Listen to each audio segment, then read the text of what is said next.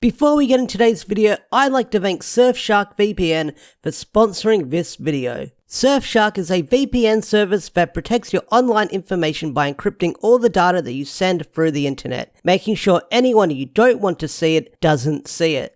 So it's keeping all those unwanted pests from seeing your private information. But one of my favorite features of Surfshark is I can be anywhere in the world with one click of a button. So due to licensing and stuff like that, a lot of stuff on streaming services is restricted depending on where you are in the world. But with Surfshark VPN, you can be anywhere in the world with one click of a button. I'm in Australia watching Australian Netflix. Not anymore. I'm in America watching The Walking Dead on American Netflix.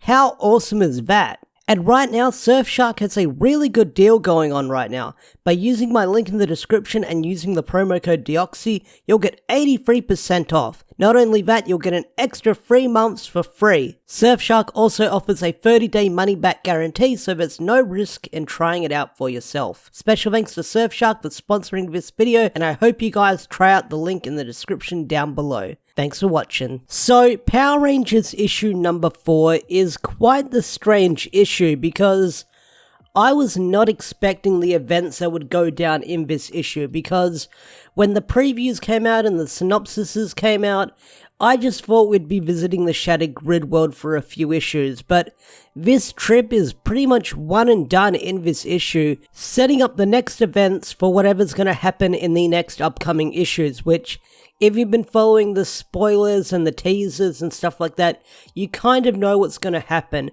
And if you read the issue and you got to the last page, you also know what's going to happen. But this issue of Power Rangers was very interesting because you got to see a look into the Shattered Grid planet or universe, whatever you want to call it, and sort of the mindset that Draken went into trying to survive in this world.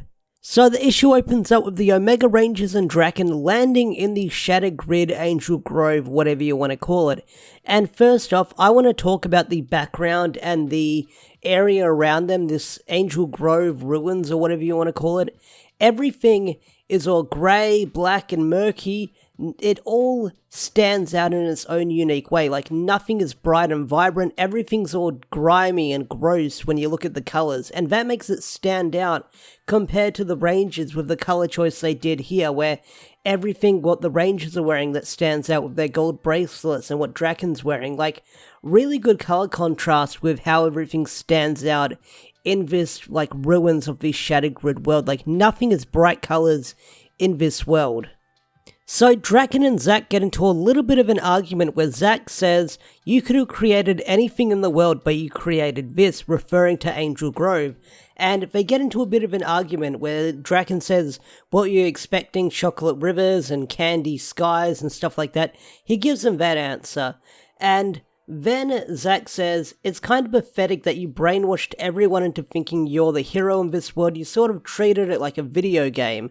And Draken's response is, hey, I gave everyone in this world anything they could have wanted. No hunger, no war, no violence, nothing to be afraid of. He was the grand protector of everything. And it's interesting that Draken still has that mindset, like he doesn't view himself as the villain, he doesn't feel remorse for his actions, like he admits what he did and the world he created, so he doesn't feel sorry for himself in what happened. Like he admits that he created this world, he knew what he was doing and the world he wanted to create when reshaping the world in the finale of Shattered Grid. So is Draken still a bad guy? Can you feel sorry for him with everything he went through? Probably not, I don't know, it's up to the reader to decide. So their argument is cut short as they see a giant tiger walking across the city and a giant falcon, and we learn that these giant spirit beasts that we saw in the Shattered Grid finale were originally created to destroy the Shattered Grid world, but the emissaries decide to lock Draken away in here, making them his jailer. So Draken was not destroyed, like everyone thought that the Shattered Grid world was destroyed in the finale with everything that happened, but that's not the case. This world remained intact, and Draken was kept left alive, because everyone thought that Draken died in the Shattered Grid finale, but it is comics, comic characters don't always die for good, and stuff like that. So, Draken says, Draken's meant to be in this jail, but the Omega Rangers aren't, so they're hunted down by this giant cat, and they're forced to split up, leaving Jason on his own, Zack and Trini together, and Drakken's kind of disappeared doing his own thing. Now this is where things get wacky and Jason happens to find the plot of the main story. So because the other Rangers got separated, Jason ends up in this weird diner. Now what's interesting about this diner area, it's the same place that Kimberly got her memories back in the Shattered Grid finale. So I do like that touch. Because I was thinking, is this the juice bar?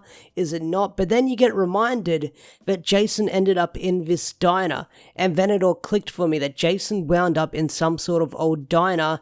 And yeah, I really do like that bit of writing that Ryan did where Jason ended up. And what Jason manages to find is the remains of the Red Emissary, turned to stone and shattered into several pieces. Now, if you don't know what happened to the Red Emissary or you can't remember, that's okay. Not a lot of people do remember or they never saw this, because when Necessary Evil was happening, there was a bunch of alternate covers done by Dan Mora, and these alternate covers told a story between each issue of Necessary Evil. And it ended up with the Red Emissary dying and sort of teasing the Imperials. So this is the outcome of the Red Emissary dying. And what's really interesting is when the Emissaries die, they turn to stone. Like, they don't leave a body behind. They turn to stone and they shatter into pieces.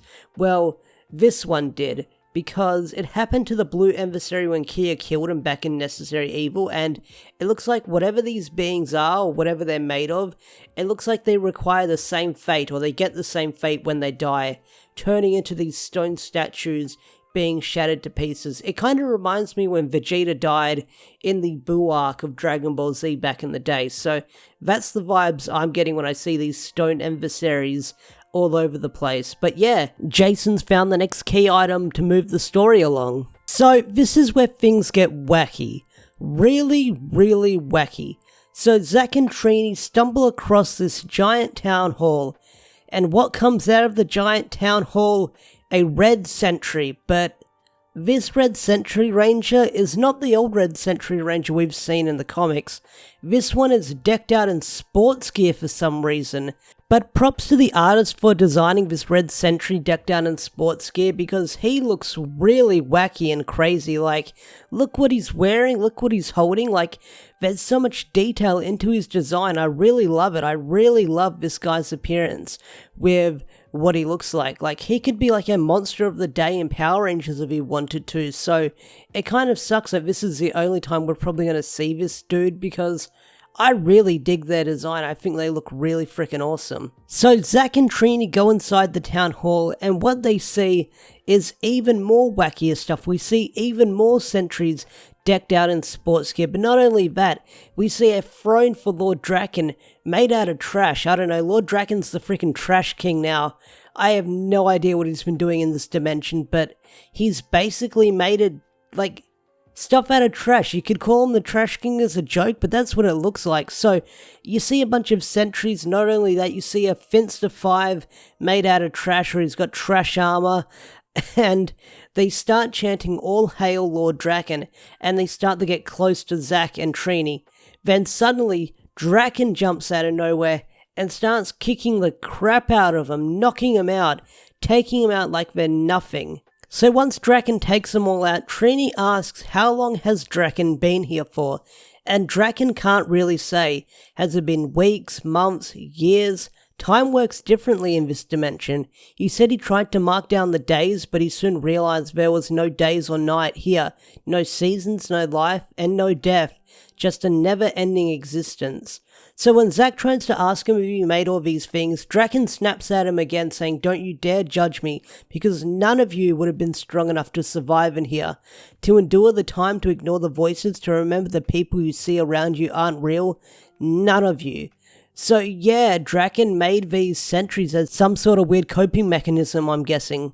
So do we feel sorry for Drakken or not? It's hard to say what Ryan's reaching for. I mean, you kind of feel sorry for him in this one moment, but then you gotta remember, this guy's an arsehole that killed a lot of people, so it's hard to feel sorry for him. But then when you learn that he went crazy for being alone for so long, you kind of feel sorry for him. It's hard to say.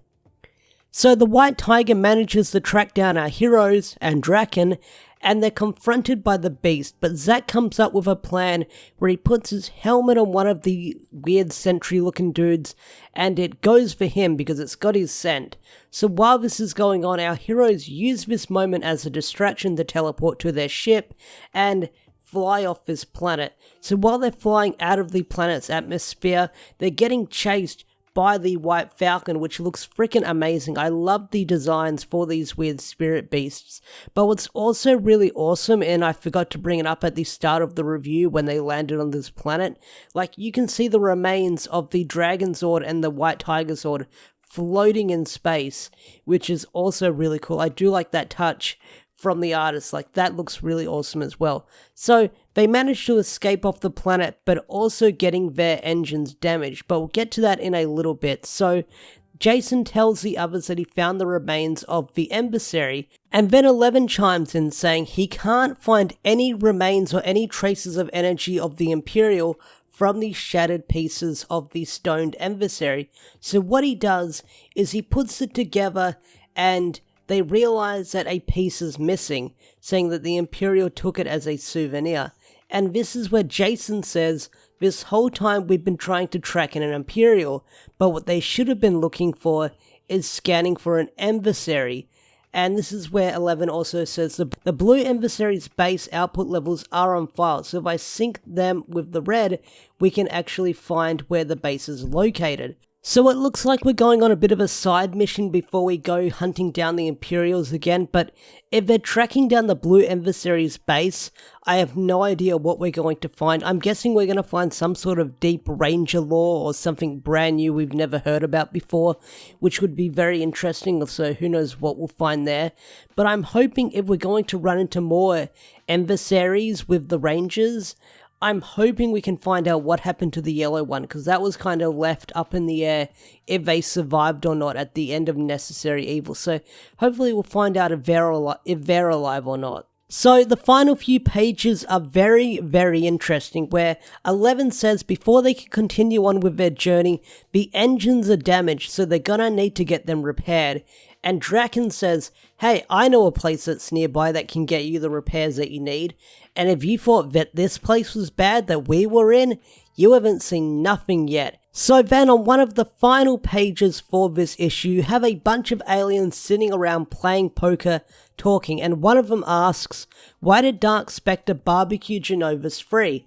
And the alien replies saying, it wasn't him, but whatever it was, it's got the Alliance of Evil nervous. And the guy replies with, I don't care who it was, long as they stay away from Onyx.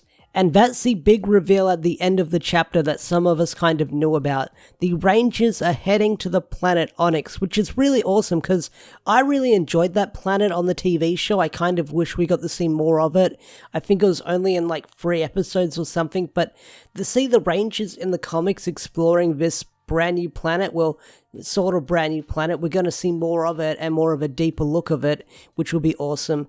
But I'm excited to see this planet being revisited in the comics, because I kind of wish we got to see more of it in the TV show, but we didn't. But hey, it is what it is. But I'm excited to see what happens next, because if you've read the previews or you've been keeping up with my videos, you kind of know what's going to happen next.